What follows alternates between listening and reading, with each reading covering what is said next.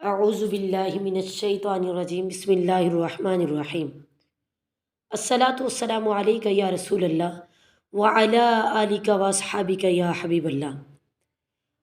عورت کو مٹی سے کیوں نہیں پیدا کیا گیا؟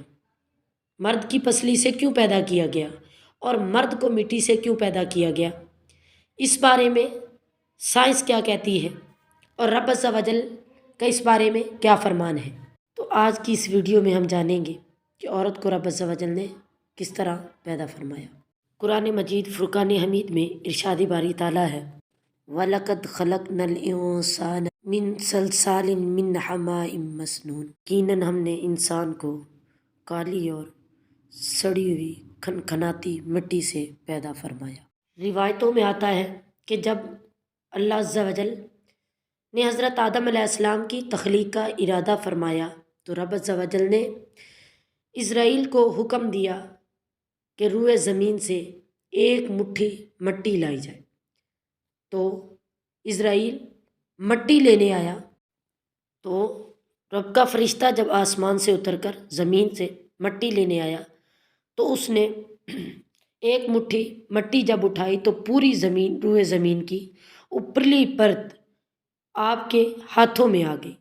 اس میں 7 رنگ کی مٹی تھی اور مختلف کیفیتوں والی مٹیاں تھیں، جس میں سرخ و سیاہ، زرد و سفید اور پھیکی و تر، میٹھی و ہر طرح کی مٹی شامل تھی۔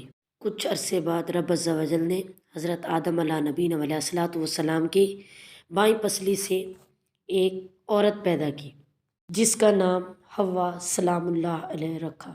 حضرت حوا دنیا میں تشریف لانے والی پہلی ہی عورت تھی۔ حضرت ابو ہریرہ رضی اللہ تعالیٰ عنہ سے روایت ہے، وہ فرماتے ہیں کہ نبی کریم صلی اللہ تعالیٰ علیہ وسلم نے فرمایا جو اللہ اور آخرت پر ایمان رکھتا ہو تو اس کو چاہیے کہ اپنے پڑوسیوں کے ساتھ حسن سلوک کرے اور عورتوں کے بارے میں اچھی وصیت کرے، اچھی بات کرے۔ انہیں پسلی سے پیدا کیا گیا اور پسلی میں ٹیڑھا حصہ سب سے اوپر والا حصہ ہے۔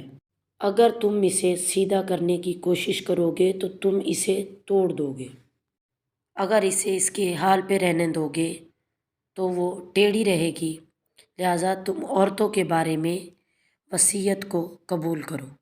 ہمارے دین میں بہت سارے مقامات پر عورتوں اور بچوں کا ایک ہی مقام رکھا گیا، جیسا کہ باجماعت نماز پڑھنے کے بارے میں آتا ہے اور جمعہ کا مسئلہ وغیرہ، تو لہٰذا اس بات میں بھی اس کی طرف اشارہ کیا گیا ہے کہ عورتوں کے ساتھ بچوں کی طرح نرمی کا رویہ اختیار کرنا چاہیے۔ اسی طرح قرآن مجید فرقان حمید میں اللہ رب العزت نے ارشاد فرمایا الرجال قوامون علی النساء، یعنی مرد عورتوں پر نگہبان ہے۔ عورتوں کی ضروریات، اس کی حفاظت اور دیگر کئی امور میں مرد کو عورت پر فضیلت دی گئی ہے، اور یہ خود ہی اللہ رب العزت نے ارشاد فرمایا کہ عورت رعایا اور مرد بادشاہ ہے، اس لیے عورت پر مرد کی اطاعت اللہ رب العزت نے لازم قرار دی ہے۔ تو اس بات سے یہ واضح ہوا کہ عورت اور مرد کے حقوق برابر نہیں ہیں، عورت کے حقوق مرد سے کم ہیں اور مرد کے حقوق اس سے زیادہ ہیں۔ تو اس سے عورت پر کوئی ظلم و جبر نہ ہوا، بلکہ مرد کے حقوق عورت کی نسبت زیادہ قرار دیے گئے۔ علماء کرام نے اس نقطے پر بہت غور کیا ہے کہ ہر انسان مٹی سے بنتا ہے یا صرف انسان اول یعنی حضرت آدم علیہ السلام کو ہی مٹی سے بنایا گیا ہے؟ بات یہ ہے کہ پہلا انسان مٹی سے بنا ہے اور باقی انسان مٹی سے ہی غذائیں کھاتے ہیں، اس لیے ان کو بھی کہا جاتا ہے کہ مٹی سے بنا انسان ہے۔ اس حوالے سے سورۃ طٰہٰ کی آیت منہا خلقناکم وفیہا نعیدکم ومنہا نخرجکم تارۃ اخریٰ، اس آیت مبارکہ کے تحت بعض مفسرین نے کہا ہے کہ اللہ تعالیٰ نے انسان کو مٹی سے ہی پیدا کیا۔ رب عز و جل نے عورت کی تخلیق مرد کی پسلی سے کر کے اس بات کو واضح کر دیا کہ فرشتے کی لائی ہوئی مٹی سے میں نے عورت کو نہیں بنایا بلکہ مرد کی پسلی سے عورت کی تخلیق کی۔ میں نے اس کو مرد کی پسلی سے اس لیے نکالا تاکہ عورت کا تقدس اور اس کا پردہ باقی رہے، فرشتوں کو بھی خبر نہ رہے کہ عورت کی تخلیق زمین سے لائی ہوئی کس مٹی سے کی گئی۔ یعنی عورتوں کے تقدس کی حد تو دیکھیں کہ فرشتوں سے بھی ان کی بناوٹ کا پردہ رکھا گیا۔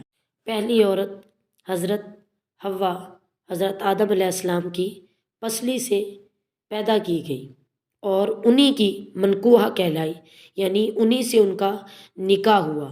اب بات آتی ہے پسلی کی کہ عورت کو پسلی سے پیدا کیا گیا اور ٹیڑھا پن بھی وہاں سے ملا نہیں۔ یہاں پر بھی حکمت سے خالی بات نہیں۔